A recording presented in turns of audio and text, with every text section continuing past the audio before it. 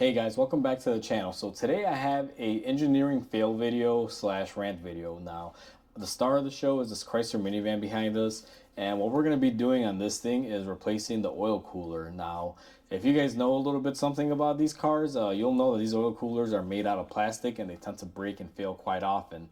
Now, there's two failure patterns to these, and it's one of the two. Usually someone will over tighten the oil filter cap on there and crack the housing, or the plastic just gets old, brittle, basically disintegrates and starts having a leak.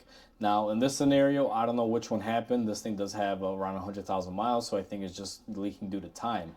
Now, just to kind of give you guys a better idea of what I'm talking about and why this is such a fail, let me zoom you guys in here and let me show you guys what we're working with. Now, that right there, guys, in the middle of the valley, which is the hottest part of the engine, is the oil cooler. Now, the way this works is you have your oil filter here. It has some ports underneath, and your cooler is right up top where the coolant flows, and it's supposed to cool down your engine oil.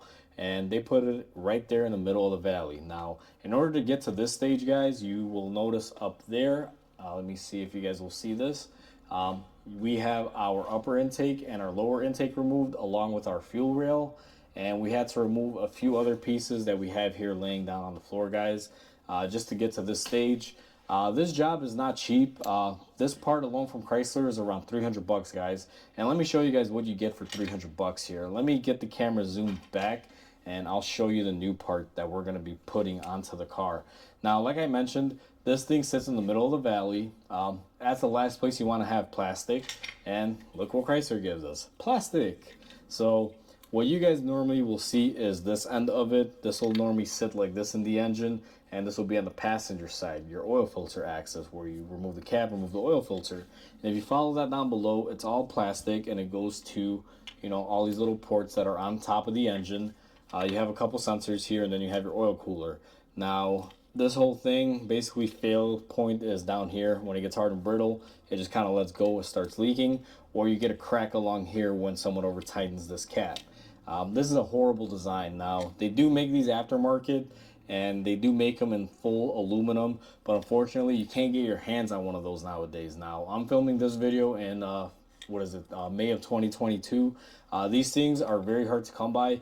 I called my local dealer. They had one in stock, and they said the rest will be on back order. So I scooped one up as soon as I could. The aluminum ones made by an aftermarket company, they are not available. I can't get any in my area, and if I could find one, it'll probably be 2 weeks to get one, which is just not in the time frame for this. So I ordered the one that I could find from the dealer, a genuine Mopar one. That's what we're going to be putting back on this car. Usually I will use the aftermarket one and use an all aluminum one. It's probably the better upgrade for it, so you don't have to go back in there and mess with it later on. But we got to do what we got to do because this customer needs to roll down the road, so we're using an original part. But as you guys can see, this thing is now worth 300 bucks, and that's what Chrysler sells these for. It's just a little bit ridiculous.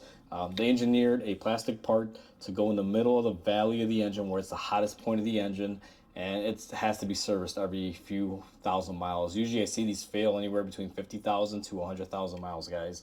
So you got to do this job every 50,000 miles, basically. And it can be quite expensive because, as you guys can see, that engine is torn apart. There's not a whole lot left in there as far as the intake and everything. So this job is pretty labor consuming, and it does take quite a bit of time. So that's pretty much what I have for you guys today. Just horrible design, another plastic Chrysler fail.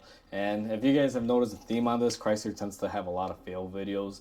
I think this is my 4th or 5th time I'm doing a failure video on a Chrysler. So as you can see, they have a theme going on here. So with that said, hopefully you guys enjoyed this video. Please comment, like, and subscribe. It'll definitely help my channel grow. And I'll catch you guys on the next repair. Until then, hope you guys have a wonderful day.